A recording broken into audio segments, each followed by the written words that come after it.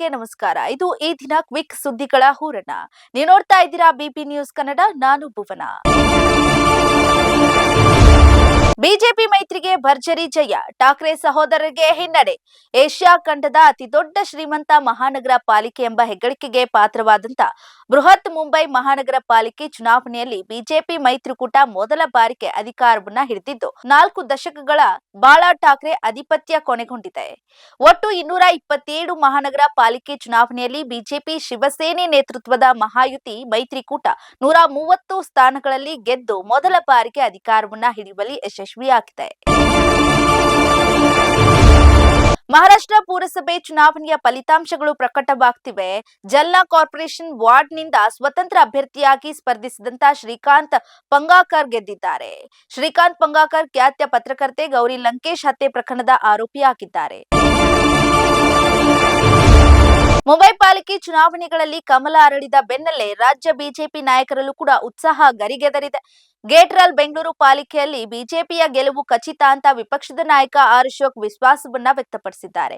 ಈ ಕುರಿತಾಗಿ ಟ್ವೀಟ್ ಮಾಡಿರುವ ಅವರು, ಮುಂಬೈ ಮಹಾನಗರದ ಜನತೆ ಬಿಜೆಪಿಗೆ ಬೆಂಬಲಿಸಿದಂತೆ ಬೆಂಗಳೂರಿನ ಮಹಾನಗರ ಪಾಲಿಕೆಯಲ್ಲೂ ಕೂಡ ಜನತೆ ಬಿಜೆಪಿಗೆ ದೊಡ್ಡ ಮಟ್ಟದಲ್ಲಿ ಆಶೀರ್ವಾದವನ್ನ ಮಾಡಲಿದ್ದು, ಮುಂಬರುವ ಸ್ಥಳೀಯ ಸಂಸ್ಥೆ ಚುನಾವಣೆಗಳ ಮೂಲಕ ಕರ್ನಾಟಕದ ಕಾಂಗ್ರೆಸ್ ಪಕ್ಷದ ಪತನದ ಹಾದಿ ಆರಂಭವಾಗುವುದು ನಿಶ್ಚಿತ ಎಂದಿದ್ದಾರೆ. ಬ್ಯಾನರ್ ವಿಚಾರಕ್ಕೆ ಗಲಭೆ ಮತ್ತೆ ಫೈರಿಂಗ್ ಪ್ರಕರಣ ಘಟನೆ ಖಂಡಿಸಿ ಜನವರಿ 17ರಿಂದ ಬಳ್ಳಾರಿಯಲ್ಲಿ ಬಿಜೆಪಿಯಿಂದ ಬೃಹತ್ ಪ್ರತಿಭಟನಾ ಸಮಾವೇಶ ನಡೆಯಲಿದ್ದು, ಯಾವುದೇ ಅಹಿತಕರ ಘಟನೆ ನಡೆಯದಂತೆ ಬಿಗಿ ಪೊಲೀಸ್ ಬಂದೋಬಸ್ತ್ ನಿಯೋಜನೆ ಮಾಡಲಾಗಿದೆ ಅಂತ ಎಸ್ಪಿ ಸುಮನ್ ಡಿ ಪಣ್ಣೇಕರ್ ತಿಳಿಸಿದ್ದಾರೆ.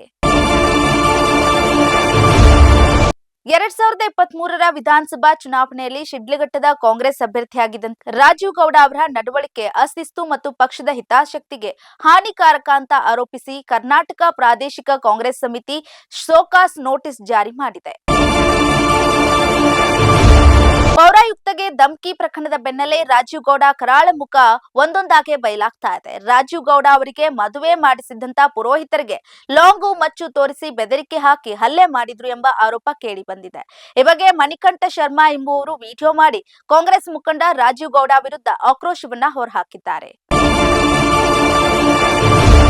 ಮಂಡ್ಯದ ಮಾಯಪ್ಪನಹಳ್ಳಿಯಲ್ಲಿ ಆಸ್ತಿ ವಿವಾದ ಹಿನ್ನೆಲೆಯಲ್ಲಿ ಮದುವೆ ಸಂಭ್ರಮದಲ್ಲಿದ್ದಂತ ಯುವಕನನ್ನ ಆತನ ಅಣ್ಣ ಮತ್ತು ಮಕ್ಕಳೇ ಸೇರಿ ಬರ್ಬರವಾಗಿ ಕೊಲೆ ಮಾಡಿದ್ದಾರೆ. ಪಿತ್ರಾರ್ಜಿತ ಆಸ್ತಿ ವಿಚಾರವಾಗಿ ಗಲಾಟೆ ನಡೆದು ವಿಚಾರ ಕೋರ್ಟ್ ಮೆಟ್ಟಿಲೇರಿತು. ಇದೇ ಕಾರಣಕ್ಕೆ ಮರ್ಡರ್ ನಡೆದಿದೆ ಅಂತ ಗ್ರಾಮಸ್ಥರು ಆರೋಪಿಸ್ತಾ ಇದ್ದು, ಆರೋಪಿಗಳು ತಲೆಮರೆಸಿಕೊಂಡಿದ್ದಾರೆ. ಘಟನೆಯಿಂದ ಮದುವೆ ಮನೆ ಈಗ ನೀರವ ಮೌನ ಆವರಿಸಿದೆ.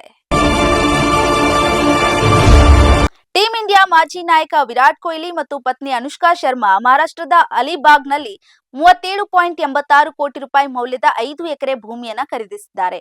ಇದು ರಜಾ ದಿನಗಳಲ್ಲಿ ಕಳೆಯೋದಕ್ಕೆ ಮತ್ತು 2ನೇ ಮನೆ ನಿರ್ಮಿಸೋದಕ್ಕೆ ಸೂಕ್ತ ಸ್ಥಳವಾಗಿದೆ. ಅಲಿಬಾಗ್ ಶ್ರೀಮಂತರು ಮತ್ತು ಸೆಲೆಬ್ರಿಟಿಗಳು ಐಷಾರಾಮಿ ಹೂಡಿಕೆಯ ತಾಣವಾಗಿದ್ದು, ಇಲ್ಲಿರುವಂತಹ ಆಸ್ತಿ ಬೆಲೆಗಳು ಗಗನಕ್ಕೇರಿವೆ. ಇನ್ನು ಇವರಿಬ್ಬರ ಈ ಒಂದು ಭೂಮಿ 2ನೇ ಭೂಮಿ ಖರೀದಿಯಾಗಿದೆ. ಜೆಡಿಎಸ್ ನಿರ್ನಾಮವಾಗಿದೆ ಎಂಬ ಸಚಿವ ಪ್ರಿಯಾಂಕಾ ಖರ್ಗೆ ಹೇಳಿಕೆಗೆ ಮಾಜಿ ಮುಖ್ಯಮಂತ್ರಿ ಎಚ್ ಡಿ ಕುಮಾರಸ್ವಾಮಿ ಪ್ರತಿಕ್ರಿಯೆ ನೀಡಿದ್ದಾರೆ. ಕಾಂಗ್ರೆಸ್ ಪಕ್ಷವು ಜೆಡಿಎಸ್ನಿಂದ ಹೋದ ನಾಯಕರ ಮೇಲೆ ಅವಲಂಬಿತವಾಗಿದೆ ಮತ್ತು ಸದ್ಯ ಕಾಂಗ್ರೆಸ್ನಲ್ಲಿರುವಂತಹ ಅರ್ಧದಷ್ಟು ಮಂತ್ರಿಗಳು ಕೂಡ ಜೆಡಿಎಸ್ನಿಂದ ಹೋದ ಲೀಸ್ ಆಧಾರಿತ ನಾಯಕರು ಅಂತ ಲೇವಡಿ ಮಾಡಿದ್ದಾರೆ. ಸೌರಶಕ್ತಿ ಮತ್ತು ಸೌರ ಮಾರುಕಟ್ಟೆ ಭಾರತದಲ್ಲಿ ಅಗಾಧವಾಗಿ ಬೆಳೀತಾ ಇದೆ. ಈ ವರ್ಷ ಭಾರತ 2ನೇ ಅತಿ ದೊಡ್ಡ ಸೌರ ಮಾರುಕಟ್ಟೆ ಆಗಲಿದೆ.